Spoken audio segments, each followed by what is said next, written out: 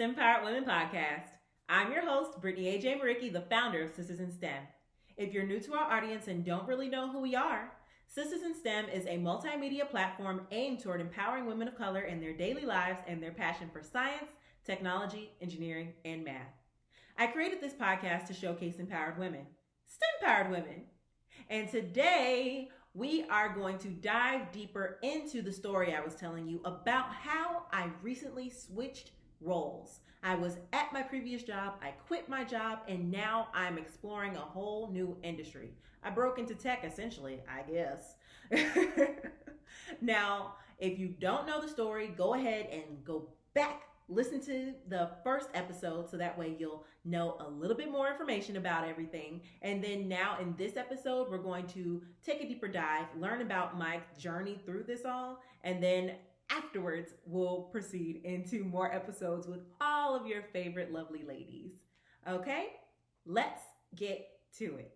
All right, you guys, I'm so excited to tell you that I switched roles. I'm now at a large tech company. I just came from an engineering consulting firm that primarily dealt with the utility industry and construction, and it's completely night and day. I learned one thing at one company, and I had to learn all brand new things at the next. So for me, I went to school for mechanical engineering. I took roles that primarily lined with that degree. I wanted to stay with things that I was, familiar with, whether it was something I learned in a class or if it was something that they were going to teach me and expand upon a little further within the actual role. But primarily staying within that field house, not going too far out. I didn't love my computer science classes in school, so I'm like, I'm not about to be your coder. I avoided things like that, like the plague, because that's not what I went to school for. I was very keen on, I went to school for this, I'm going to do this in my career. Didn't really want to veer too far from it, except for fine-tuning, except for the fact that I wanted to fine-tune what I was doing to fit the skills that I felt were within me. But you also can use those skills in other industries, and the tech industry is one of those. Now, when I say tech, I am not talking about being one of those hardcore coders or being a networking engineer, doing front end, back end, all that stuff. DevOps, that's not me. I'm not doing any of those type of things, but I appreciate what y'all do. I work with those type of people where, in a sense, those people in those roles at various companies would be my clients. And that's an interesting take on it all. I wanted to expand upon my interpersonal skills, which I felt that I've always had. I learned about sales engineering as being a potential career path when I was in college, because no one really tells you that this is something that you could potentially do. But when I invited Rockwell Automation to come over and speak to the National Society of Black Engineers at a general body meeting, I learned more about what they did as sales engineers and learned that there was a whole world of salespeople who were also technical. But it came with a few extra little perks, You got the perks of being in sales, but also with keeping the technical side of you. I'm sure it varies per company. No company is alike when it comes to their sales side, but you have to look for the specifics as to what it is that would fit for what you wanted. So for me, I wanted to, like I said, hone in on those interpersonal skills, and I thought that maybe within this new role as a systems engineer in a pre-sales, within a pre-sales team could work for me. Now, I know nothing about IT. I know nothing really about what tech people do. I learned a little bit of this and that in school, but it took a little bit more to be able to push forward into this role. But I'm not doing it from scratch. And that's one thing that you all should know, is that a lot of these companies will teach you what they want you to know. If they want you to work for them, they will teach you. And that's exactly what my company did. They had a boot camp for us. I'm essentially in a program where I am at the associate level it could vary between being at the associate level for 30 months or being at the associate level for 18 months, depending on if you came in as a level 1 or a level 2. Funny enough, they put me at level 2. So I'm only an associate for 18 months and I'm already like 6-7 months in. The first 2 months were spent learning all the ins and outs of what this role specifically entails. And when I tell you this boot camp was no joke, it was no joke. At least when you first get there.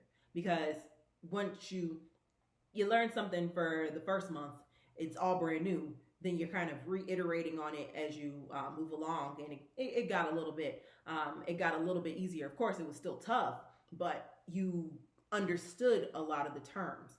But when I first got there, honey, when I tell you confused, one of the pre-works that they actually had us do, because they knew we would be working with clients, that's primarily what our role entails, is, serving the technical needs for those clients, whether on whichever sales or reboots or tech refreshes that they're going to have of their data storage systems. They had us read the book, which I have right here because I'm actually at my work desk, at home, obviously. Is the Phoenix Project. So the Phoenix Project was a book. They say it's a novel about IT, DevOps, and helping your business win. When I first got it, I thought it was going to be boring and stupid, and I didn't really want to read it because I'm like, oh God, what is this? It's going to be one of those boring IT type books and tell me a bunch of stuff that it's going to just confuse me. But it was literally a narrative of a man at his company who was leading the IT department. And it kind of gave me a little bit deeper insight onto what those specific roles entail and how those people interact with each other and different problems companies may be facing, and how the data storage solutions that we are providing as the company that I'm with now could potentially solve those issues as people move forward into the digital future and enhance the technology that they have within their systems, and how it can help their business win, as the book says. So it was kind of like you had to take a deeper meaning into understanding what it is that they're really trying to tell you and apply it to what the information I needed to learn in my boot camp. Because when I got there, I realized that I was the only one who actually read the book. Yes, I was that nerd. I read the book that we were supposed to do, and I did all the pre-work. I don't know why no one else did. But it wasn't directly tied to what we were learning. So I thought, I'm like, okay, was everybody else smarter than me to not actually read the book? Like, what? But I just took it for what it was. I liked the book. It gave me something to read, get me back into reading, because, I ain't been doing that. I'm a TV girl. Should have been doing more of it anyway. So it was a good read for the time being. And I think that they have another book after this one, which I'm not sure exactly what it's about, but I think it's called The Unicorn Project. So they have their whole series of digging into what people in IT do. So I think it could also, if you're someone who's unfamiliar with the space, it can give you a little bit of an insight. I was at my home office location for about a month. Not my home, but the actual field office downtown. I was at that location for about a month, bumbling around, not really sure what I was doing, but kind of shadowing on meetings and just listening in and getting, pretty much just getting my feet wet, because it wasn't even a month. It was a few weeks, because we had time off for Christmas, and that was in December. So I wasn't really, I just learned just a little bit, just enough to get my feet wet, and then boom, thrown straight into boot camp. And it was very hard. Like I told you, honey. Woo! The first week was fun. We got a chance to learn. We got a chance to meet all the people who were in the boot camp with us. It was more so of, what's your personality type, and taking the MBTI, the Myers-Briggs, don't give me the line, in Myers-Briggs test, taking that to see what your personality type was, so that way you can learn how to interact with others. And we knew that J's were more strict and stuck to the list, and P's were more fly by night and do whatever they want. I'm a P. I'm an ENTP, fluttery personality, doing whatever that pleases me, but also being very analytical and honing in on a lot of different things. So that was fun, getting to learn that within the first week. Just lollygagging with everybody, getting to know a little bit of that stuff. But then in the second week, if you hadn't already done it, they wanted you to get a certification where they taught the course material within 5 days. Everyone else who was in a boot camp and had to take the certification, I think had about 11 days to take the coursework, but we only had 5 days to learn the coursework. And then directly after that, we had to have a course test. And in the middle of that, we had to do a whiteboard project. And then the day after that, we had to pass our certification test. So when I tell you I was stressed, I was stressed. I was very, very distraught and stressed. And I stayed up late studying, and there were quite a few tears because I was still, the doubt set in, and I wasn't exactly sure why I was there, because there were so many people who I just innately felt were smarter than me. Because when you get there and you're so focused on something and you just automatically think that the next person is doing better than you. I just kept doubting myself. But there was this young girl who, I don't actually know how old she is, but she was so tiny, I just say she was young. She was from Saudi Arabia because our program was global. Everybody came from everywhere. I was the only person coming from Chicago. There were people who came from Saudi and Dubai and Poland and a little bit of everywhere. But the girl who came from Saudi, she stayed up late nights with me and taught me the material. And when I say taught, it was more so of having her there for the reassurance that I actually knew what I was talking about. And sometimes that's all you need. You need that extra oomph to let you know, like, yeah, I do understand this. And even when I would doubt myself, she was there to back me up and say, stop it. Why are you doubting yourself? You literally just got 100 on that quiz. All these people are over here failing the test and they're having a good time. You passed the test and you're over here crying and worried about the next one. Yeah, I'm weird. I put a lot of stress on myself sometimes when I know that success requires much of me. So that was what I was doing, and I was putting more stress on myself than I needed to be. And she helped me zero back down to realizing, like, oh, okay, girl, you got this. You're not that lost. You actually are understanding this material. For the course, it was Information Storage and Management version 4. There are, obviously all different past versions. I think that this course may be specific to my company. They're the ones who actually created the certification. But if someone else wants to know about, know the basics of how to actually go about doing information storage, then they would be taking this course, being an outsider coming to take this course with my company.